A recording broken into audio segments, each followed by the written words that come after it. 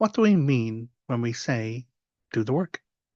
Well, Dag Eve agus Fáilte. Hi, hello, and welcome. Jon O'Sullivan from the Irish Pagan School here. And if you've been around our community at all, or if you're engaging with our online presence or our education institution, you probably have heard myself and my partner Laura, or any of the teachers that teach at the Irish Pagan School, use the phrase "just do the work." Um, but if we don't take a step back sometimes, engage with our beginner mind and have dialogues about what that definition is, what does that look like? What does that look like for you?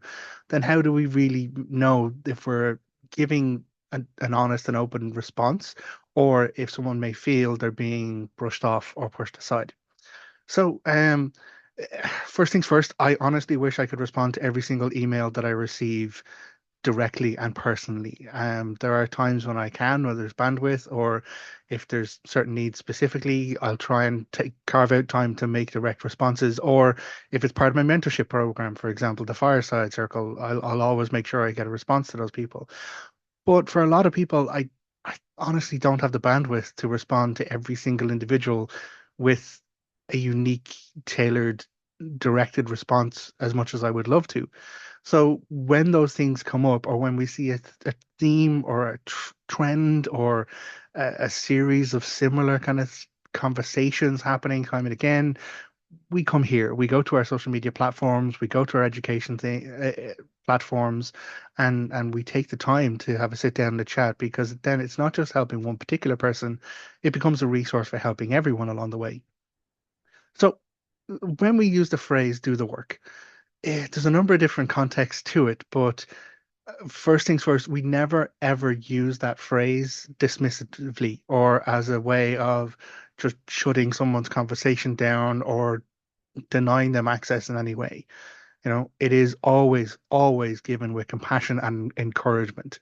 It's not just, oh, well, just do the work and then you'd know. It's no, no, it's honestly do the work and you will see. Put the effort in, put the time in, turn up for yourself, turn up for your God's guides, guardians, and you will get there. It's as simple as doing the work, but it's also as complex as doing the work.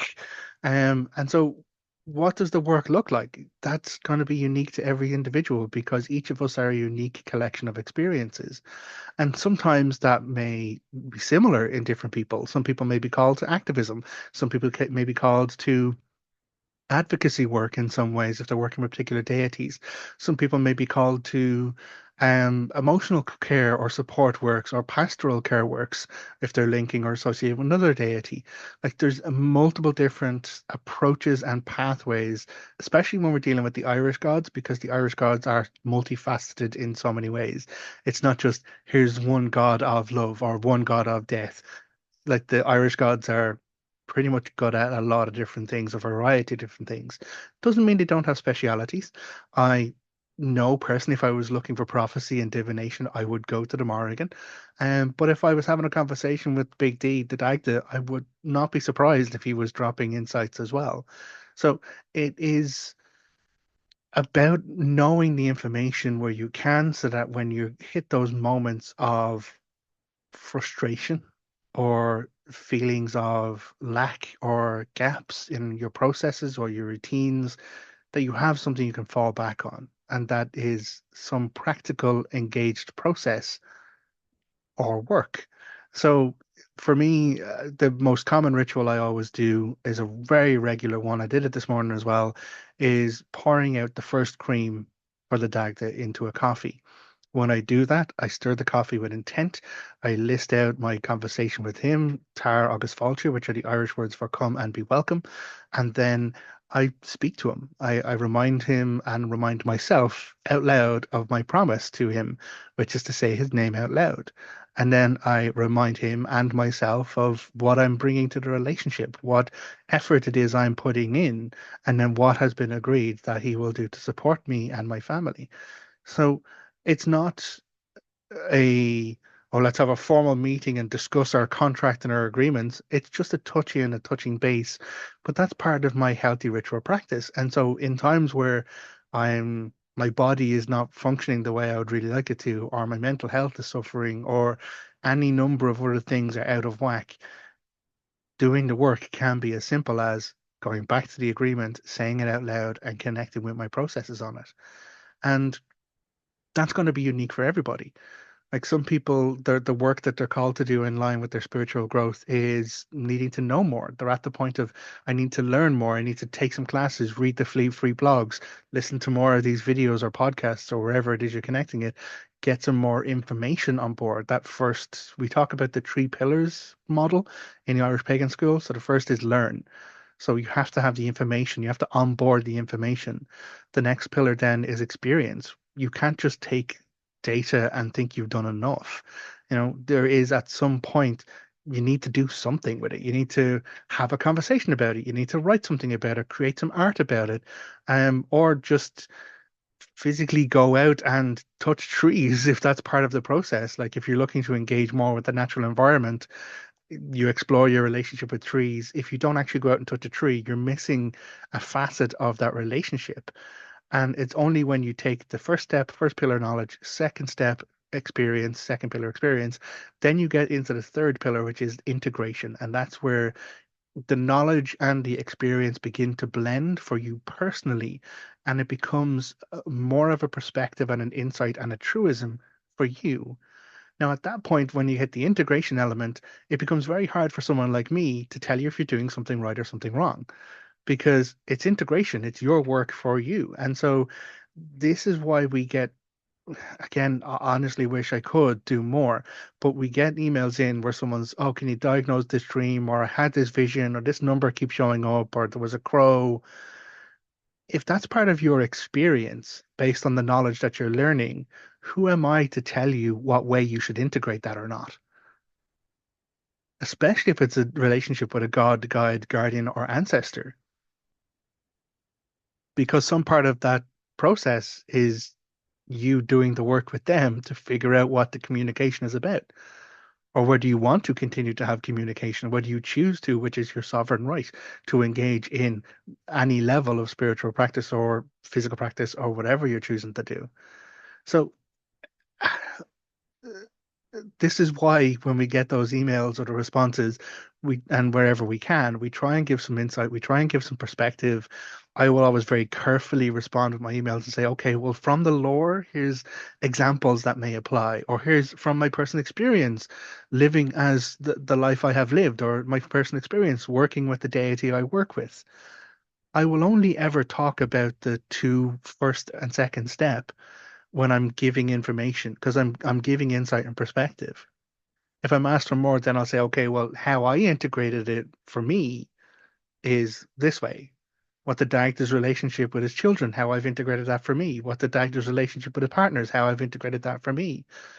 The complex, difficult, that director's relationship with physical violence, how I have integrated that with me. I will never turn around and tell someone else that it's this way, it's that way, and because it's written in the Lord that that's the way it's got to be, because that's not spiritual growth and education. That's just dogmatic practices and control, which is not what we do here. So whenever we loop around to this, do the work, we'll always try and define the work first, or at least help you define what the work is for yourself. Approach it from the point of view of like, okay, well, what have you learned? What have you read? Or having done all that reading, where are you in the experience? Have you made an altar space yet? Are you turning up on a regular basis? Because to use a bit of a gym analogy, sure, you can walk in and lift the 20 weights once, but is that going to get you growth? Is that going to get you continual progress and strength? Maybe not, especially if you only do it once. But if you go in every day, every other day, and you lift the 5Ks and you lift them consistently 10 times, and then you walk out, then at least you've turned up on a regular basis. The consistency of the practice begins to build up, and suddenly the 5K weights won't actually do it for you anymore, and you'll have to use the 10K weights. That analogy of growing in strength and growing in knowledge and experience applies to our spiritual growth as well. If you're looking to engage in a much more energetic spiritual practice, then you have to turn up for yourself. You have to turn up for your gods, guides, guardians, ancestors, whatever it is. And turning up and doing the work doesn't have to be, you have to do it the way John does it. You have to do it the way John said to do it. No, you get to define what that work looks like for yourself. Some people can light a candle and are connected with the fire in that way for honoring ancestors. Other people can't and don't. Some people connect with water more so. Some people have multiple other ways of engaging a sense of spirituality in their day-to-day life. Whatever works for you is the thing you should be doing because that's what works. And if you're not sure what that is, then the first step of your doing the work is finding out what that is for you. Me, during storm energy, I am absolutely out. Susan socks come off, put it on the wet grass, get the rain on my face. That does a lot for me. Laura, absolutely fucking not. The moment a chill cold gets in her, she would literally be sitting in the fire to warm up if she could. We're very different in that regard, but that doesn't mean we aren't aware of that energetic shift and how it works and what we can choose to do for ourselves. And so if you're not sure what the work is, then the first step is, well, what is the work? Ask yourself that question. And then once you've understood, okay, well, the work for me is I need to maybe do a bit more reading, or I need to put the books down and do a bit more experiencing, or I've done my work in reading, I've done my experiencing, I've lit my candles and all the rest of it. I've made my devotional practices, I've done my Morgan intensive, whatever it is. Maybe you're at the point where you need a bit of step back and integration time, a little bit of moment to say, okay, well, let's spend time on this third step in the process. Check in with who and how you are now. Since you have done the learning, you've done the experiencing, what has changed for you, or has anything changed for you? And only by taking time with that third integration element will you be able to find that, okay, well, I've grown in this direction, but I haven't grown in this other direction, and I really want to. And then you just take the next step again, which is, well, let's learn about that new direction. Let's learn about that new thing. Some people come to us and they're like, oh, well, I've learned loads about Bridget, for example. I've been worshiping Bridget for years, but suddenly now the Dagda is turning up and I'm confused. It's like, okay, well, if you've done your integration work and you and Bridget are totes besties, then maybe this is an opportunity to learn more about another deity. And then if you feel comfortable with what you've learned, then you can build an experience, make an altar space, make an offering, have a guided meditation. And then once that work has been done, you do an integration moment again. Go back to yourself, look at who and how you are. Has your life altered? Has it changed? Or if you haven't gotten where you want to, then what do you need to do? Do you need to experience more? Or do you need to read more? This is what we mean by do the work. It's not some arbitrary statement. It's not some dismissive kind of, well, just fuck off with you and get on with it. Absolutely never. Like, we're an education institution first. We're an education body. We want to give you the resources so that you can do it. And as much as I wish I could flip a switch for you and then you get what everything I have garnered and gained over the last few years in one go, I can't. And even if I could, it wouldn't be ethical for me to do so because you are unique. Your experiences, your practices, your purpose is unique. I can act like a guidepost. I can point at something and say, "Oh well, here's the part where I fell on my ass." Or over here, this part meant a lot to me. But when you get to those things yourself, you have to do it yourself.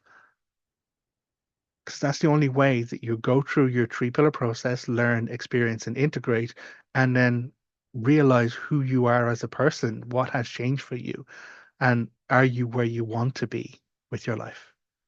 So do the work is not a dismissal. Okay, never. And if I ever turn around to you and that's the response I give to you, usually it's going to be, and here's links to X, Y, and Z, or here's links to this, or resources over there, or at the end of all of these discussions, irishpagan.school/free, links to all of the resources. It's not a case that I'm telling you, no, I don't have an answer for you.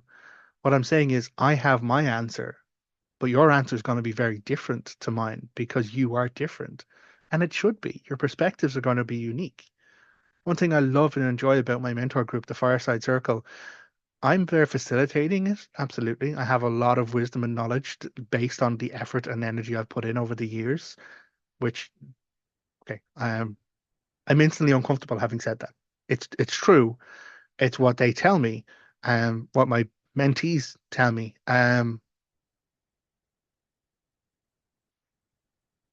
have studied this. I have stuff to share. That's what I do in the mentor group. but they share with me as well. They share their perspectives. We put up questions. We talk about like, okay, well, what does the club mean? What does the staff? What does emotional intelligence look like? Or what does satisfaction look like for you? And how does all of that, how do the lessons that we learn from our spirituality, from the mythology and the spiritual paganism of Ireland's past inform our present and our future? I'm not the only one talking in those sessions. Other people are. And I gain as much as I give. It is an absolute joy. That as well, for me, is doing the work. I'm at the point that I'm at, my work is turning up for community and making spaces and holding spaces for those discussions. That's where I am. That's the work that I'm called to do, to have more of these discussions. But there's no onus or expectation on anyone else to step in and lead those sessions if they are not ready or facilitated to do it. But in the same way, I'm not the center of everything. I'm there to help and listen and learn from other perspectives as much as to give and to guide and provide. And that's doing the work. It's turning up, it's lighting the candles, it's making the coffee. It's as detailed or as simple as you need it to be. Because it's not even just about want. Sometimes it's about need, a spiritual need, some aspect or element of your existence, your life not being in balance with the other parts, our physicality, our motion, our mentality, all of these things we're educated in, we're schooled in, we're trained in. But if we don't take time to explore ourselves as a spiritual being as much as a physical being, emotional and intelligent being, then there's some facet that we're not growing into as well as we could. And I'm going to ramble if I'm going to keep on talking about it. But yeah, to bring it back to the point, whenever myself, the teachers at the Irish Pagan School, my partner Laura say, just do the work, please no, it's never a dismissal, it's never a demeaning. It's advising you that you already know what's in front of you. All you have to do is do it. You already know the way. All you have to do is walk it. And if you get lost or if you stumble, we're here. We have resources, we have information, we have a community you can connect with. So that's what we're here to provide, and not to interpret your dreams for you, diagnose you over the internet or anything like that at all. Absolutely not. Um, we're here to give you a guidance and education to the best of our ability and to support you side by side along those journeys. So, Gaurav Mahagat, thank you for listening to me on this one. As I said, it's just a clarification. It's just going back and saying, listen, this is what we mean when we say just do the work. Because in many cases, the gods are just waiting. Wasn't my case. I made the dag to wait for quite some time, so he was very patient. But then when I started doing the work, very things got busy very quickly, but also smoothed out in a direction that they needed to go. And so I'm very grateful to have him alongside me for this journey. But less about me, more about you. Turn up for yourself, look after yourself. Resources, irishpagan.school/free, absolutely. And if you have a question or question, fire it into the comments. I'll see if I can do my best to come back around and answer it, or point you to resources that already exist where we have an answer for you. Until next time, look after yourself. Take care. Agus slán. Goodbye.